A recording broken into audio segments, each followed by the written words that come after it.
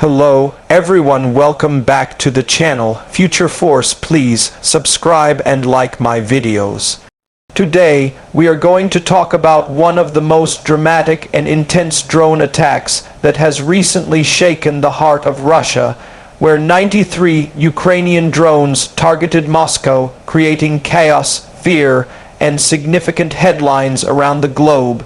This was not just another minor strike, but a large-scale operation that has raised serious questions about the city's defense systems, its preparedness, and the ongoing conflict between Ukraine and Russia that seems to be escalating day by day. The exterior of this incident reflects a bold and coordinated attempt by Ukrainian forces to send a strong message to Moscow and beyond, showing their capability to strike deep into Russian territory with advanced drone technology. The skyline of Moscow was lit with flashes of anti-aircraft fire. The sound of explosions echoed across the city, and the residents witnessed a night filled with anxiety and uncertainty. Streets were temporarily closed, emergency vehicles were rushing in every direction, and the iconic structures stood vulnerable against the wave of aerial drones attempting to breach the city's defensive shield. Moving into the interior aspect of this incident, what was happening behind the scenes is even more complex and telling. The Russian air defense network, including the S-400 missile systems and short-range defense units, were placed on high alert as the swarm of 93 drones approached the city. These drones were believed to be a mix of reconnaissance and explosive-laden variants, programmed to attack strategic points such as communication hubs, oil depots, power facilities, and possibly even government buildings. Inside the command centers, the atmosphere was tense. Russian military personnel were coordinating non-stop to intercept, neutralize, and minimize damage as much as possible. Radar systems were tracking dozens of signals simultaneously.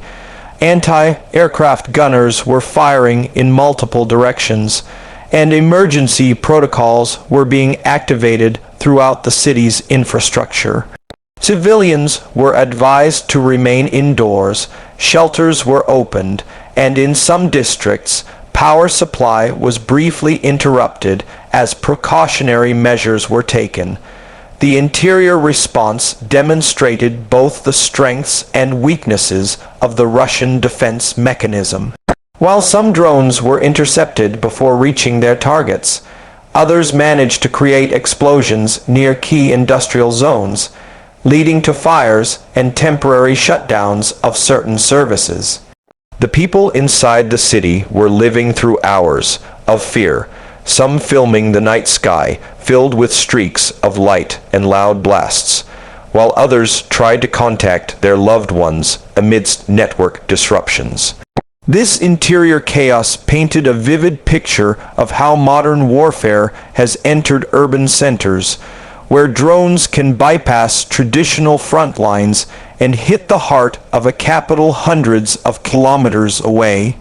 The performance of the Ukrainian drone operation was remarkable in terms of coordination and scale. Launching 93 drones simultaneously or in closely timed waves is a significant logistical and technical feat. These drones were likely launched from multiple positions across Ukrainian, controlled or sympathetic areas, traveling through different routes to saturate Moscow's air defense systems. The performance also reflected the evolving nature of warfare, where speed, stealth, and swarm tactics play a crucial role.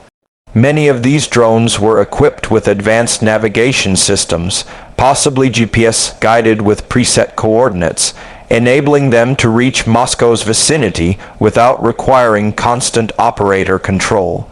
Reports suggest that a high percentage of the drones were intercepted, but even then, the fact that so many reached the city's perimeter and caused visible disruption indicates the performance of this mission achieved its primary objective to shock, to disrupt, and to send a strategic warning. Safety features in this entire scenario can be seen from two angles: the defense mechanisms and the emergency response protocols.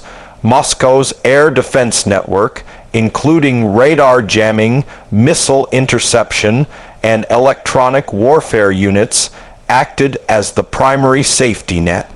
Several drones were neutralized far from the city center, some were diverted using electronic countermeasures, and others were brought down by anti-aircraft fire before they could explode in populated areas.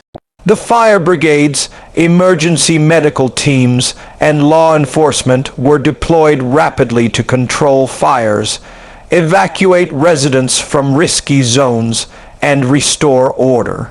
On the civilian side, safety alerts were sent through mobile networks, warning people to stay indoors or move to basements and secure facilities.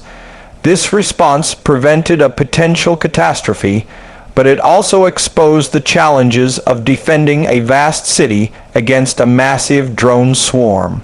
The unique selling points of this event lie in its demonstration of modern asymmetric warfare. Ukrainian forces managed to showcase that even heavily guarded cities like Moscow are not completely safe from unmanned aerial vehicle operations. The cost-effectiveness of drones compared to traditional missiles, their ability to penetrate layered defenses, and their psychological impact on civilian populations make them a strategic tool in the ongoing conflict. This attack was not just about physical damage, but also about sending a message to Russian leadership, military planners, and the international community that the war can touch the very core of the Russian capital. As for the price of such an operation, while exact figures are not officially disclosed, drone warfare is known to be relatively low cost compared to ballistic or cruise missile strikes. Each drone used in this attack might have cost anywhere between a few thousand to tens of thousands of dollars, depending on its size, payload, and range capabilities. In comparison, the interception missiles and anti-aircraft systems deployed to counter these drones often cost hundreds of thousands or even millions of dollars per launch.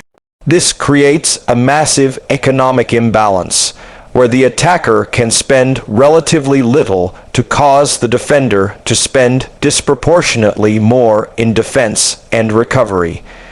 In conclusion, the 93 Ukrainian drone attack on Moscow represents a turning point in this ongoing conflict. It has shaken the sense of invulnerability that the Russian capital once enjoyed, and has raised critical questions about the future of urban warfare, air defense technology, and the escalating risks of modern drone swarms.